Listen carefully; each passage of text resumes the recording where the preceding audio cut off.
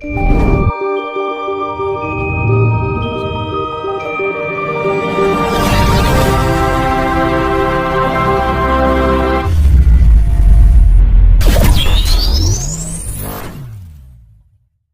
hubungannya dengan Presiden Republik Indonesia. Mantap. Ya, itu yang namanya Satrio Piningit itu pelaku keadilan semesta. Jadi ketika keadilan di muka bumi ini sudah tidak bisa ditata oleh sosok manusia, maka alam semesta itu melakukan satu pengadilan tersendiri, yaitu disifatkan kepada sosok Satrio Piningit, Ratu Adil. Jadi hubungannya itu bukan Nusantara, Satrio Piningit jagat ini, Mas. Jadi tidak hanya untuk Indonesia saja. Nanti masuk akal. Nah, nanti keadilan di bumi ini akan digerakkan oleh alam semesta, tapi harus disifatkan pada sosok daging. Iya. Ya itulah yang disebut Satrio Piningit, dan itu tidak sendirian. Yaitu wujudnya tim. Satrio Piningit itu berarti bukan satu orang dong. Pemimpinnya satu. Pemimpinnya satu, tapi anak buahnya banyak. Nah, ini direstui oleh 3 golongan penghuni semesta ini. Keturunannya Azazil, keturunannya Ifrit, keturunannya para manusia. Dan mereka sudah, Satrio Piningit ini sudah terbebaskan dari godaan iblis. Iblis itu apa? Putus dengan Tuhan, apalagi tergoda sama yang kelas-kelas bawah, setan itu udah. Jadi barangkali ada salah satu karakter atau sifat dasar yang dimiliki oleh Satrio Piningit. Selain dia Satrio, dia juga Pinandito, dia juga Sinisiah Wahyu. Artinya langkahnya itu dibimbing langsung oleh yang kuasa dan para leluhur. Ya, itu dia akan dibimbing oleh, ya bukan dibimbing ya, dia akan belajar dari tipikal para dewa, para dewi yang setiap hari hanya mengatur alam semesta. Itu dia akan dibimbing oleh istilahnya kelompok-kelompok jin, yaitu direstui ya, keturunan jin, keturunan manusia, di mana ketiga unsur makhluk yang menjadi penghuni alam semesta ini mereka bersepakat bagaimana menjadi atau istilahnya memunculkan satu kehidupan yang sinkron di dunia ini kayak gitu. Nah itu akan turun. Ya contohnya ya ini energi positif dan negatif di alam semesta ini sudah nggak seimbang, terlalu banyak yang negatif. Ini akan, mohon maaf, diratakan. Jadi yang positif dan negatif. Nah ini banyak korban nanti. Yang negatif itu nanti akan ditelan bumi atau istilahnya ditumbalne atau istilahnya dipateni ya Mas. Nek seimbang ya sudah, Satrio Piningit naik lagi. Nah, besok turun lagi. Seperti itu. Nah, itu ada yang disebut dengan kiamat kubro sama kiamat suro. Itu. Jadi mungkin nanti Satrio Piningit itu nanti turun, itu hanya mengurangi manusia yang katanya ini sepertiga. Nah, sepertiga sekarang kan, nah sekarang 9 miliar kan, berarti 3 miliar manusia harus ditelan oleh bumi. Nah ini nanti terjadi keseimbangan. Nah nanti beranak kena lagi tuh. Akhirnya sing negatif sama positif, sing negatif nih Satrio Piningit turun lagi. Masih subuh. Kalau sudah kubro ya bawa lah Mas. Kiamat kubro itu entek-entekan kayak istimewa Gus. Sungguh penjelasannya sangat istimewa. Lah itulah seninya orang memahami kayak gitu. Itu seni tersendiri. Ya bagus. Oke, Gus Taufik nih, pandangan Thoriqot Sataria ketika Mbak Laila akan menikah dengan seseorang, terus kemudian tergagal perjodohan weton perjodohan yang memang orang Jawa tidak berani betul nih, kalau bertemu ini nggak berani betul. Yang ingin saya tanyakan, adakah ilmu yang lebih tinggi yang bisa mengalahkan weton yang dilarang menurut orang Jawa itu? Misalnya ikhtiar yang sangat kuat langsung kontak dengan sang pendeta itu, bagaimana Thoriqot Sataria memandangnya Gus? Ya kalau kita sih sudah nggak memandang weton gitu. Karena gitu weton itu berhubungan dengan hari. Ya kalau weton aneng apa itu kon wage kliwon lebih paing itu kan hitungan hari dengan komariah dengan bulan kalau samsiah itu dengan hitungan matahari kan Minggu, Senin, Selasa, Rabu, Kamis, Jumat itu kan digabungke ya. Nah, antara konsep matahari dan bulan itu digabungke akhirnya jadi weton pasarane piro. Itu sing gawe hitungan itu kan manusia toh Mas. Ya nggak bisa terus dipastikan itu pasti terjadi. Ya enggak, itu kewanen Mas. Terlalu berani kayak gitu. Lah itu bisa kita kemajuan ya Gus. Kemajuan. Misal gini, kemijilen ya. misal gini Gus. Kamu gak mungkin bakal bisa jadi polisi kalau jatahe nang kono, itu berarti gimana Gus?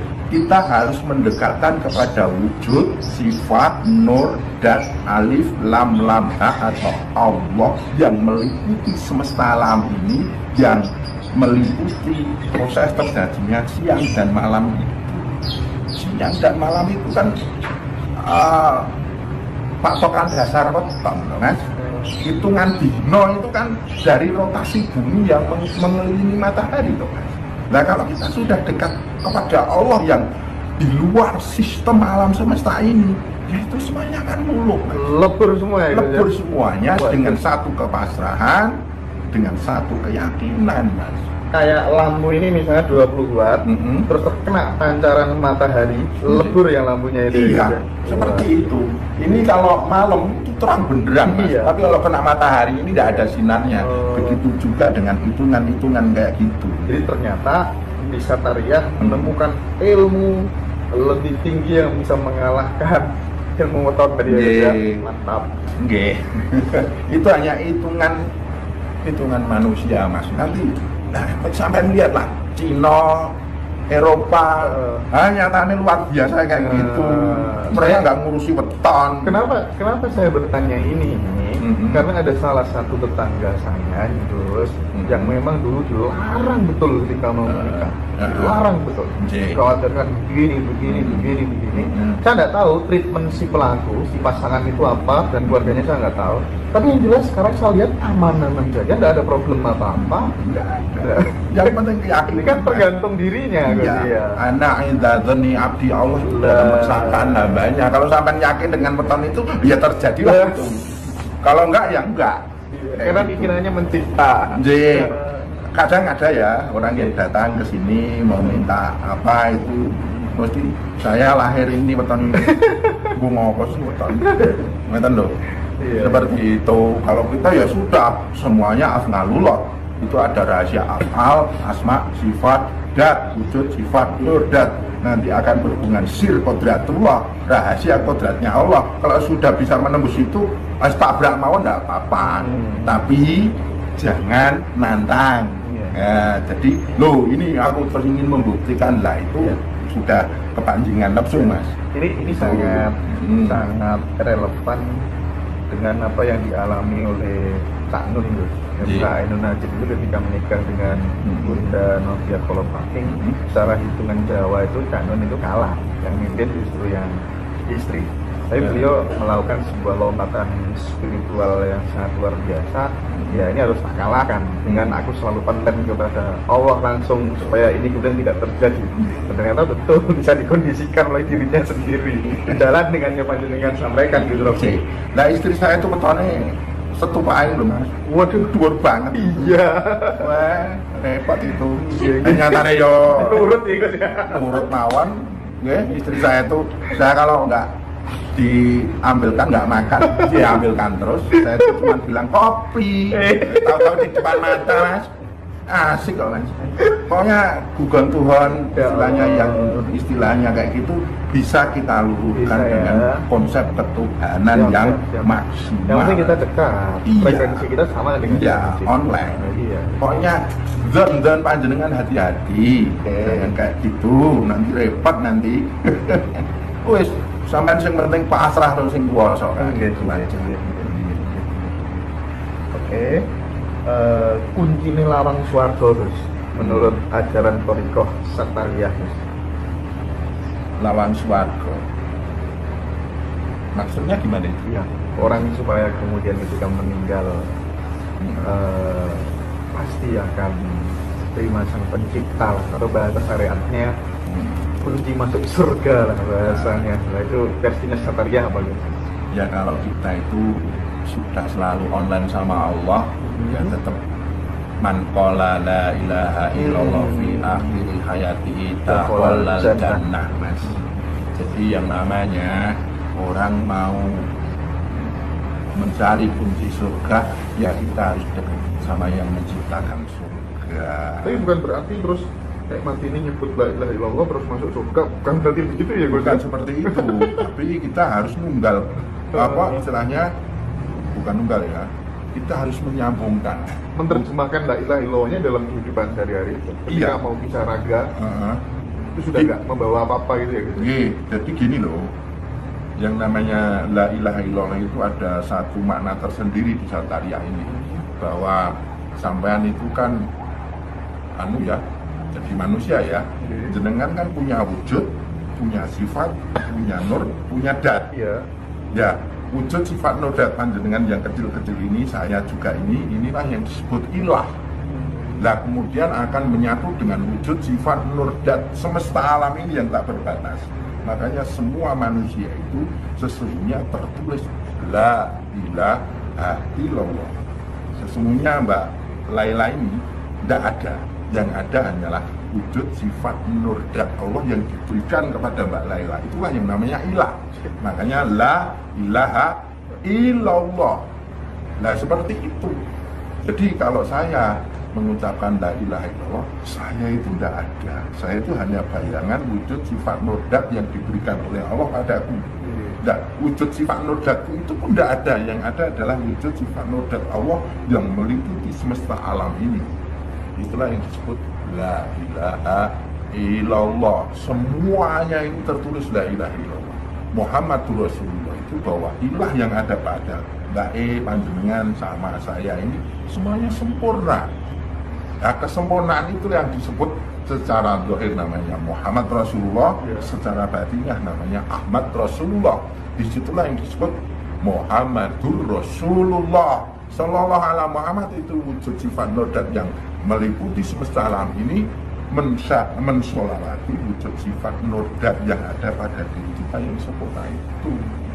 Nah itu kalau kita bisa menjiwai, menghayati, ya sudah, kita konverjan, Mas. Jadi la ilaha illallah itu tidak cukup hanya unen-unen, itu nanti hanya ya vibrasi suara, Mas. Tapi tidak ada vibrasi energi. Nah di situ la haula wala quwata illa billahnya nggak ketemu di situ.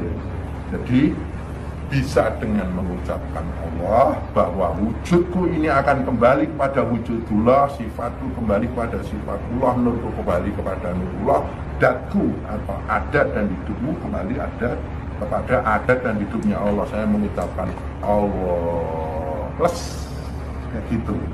Nah la ilaha illallah itu ya seperti yang saya terangkan tadi, kalau kita sudah bisa mengucapkan la ilaha illallah, ya sudah dakhalal jannah, masuk di surga kan kayak gitu. Pokoknya dulu guys, Monggo. kopi dulu guys. Saya tak ngambil di Samsu guys. Monggo. Ini yang sudah bukaan. Oke. Itu dibuka lagi juga nggak apa-apa. Anu guys, pada akhirnya nih, setiap manusia kan akan sendiri ketika sudah tiada, meninggalkan sendiri. Pertanyaan saya, bagaimana cara kembali kepada diri yang benar-benar sejati, Gus Robin? Makanya semua orang nanti mati dalam keadaan sendirian. Makanya hati-hatilah ketika engkau sendirian.